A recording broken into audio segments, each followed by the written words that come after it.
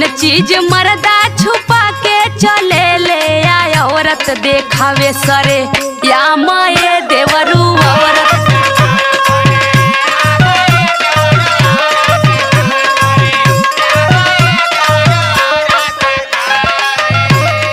तन की बता के देखावत। अरे भौजी कौन सवाल पूछ देलू भौजी, रुका तने सोचे था भौजी। अच्छा हम जानत रही कि तू सोचे लगबा हो। हाँ समझ में आ गेल भौजी, आ गेल। बताओ तने सुना। बतावा बतावा।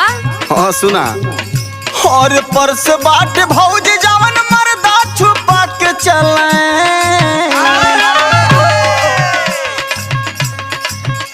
और परस बाट भौजी जवन मर्दा छुपा के चले औरत देखावे सर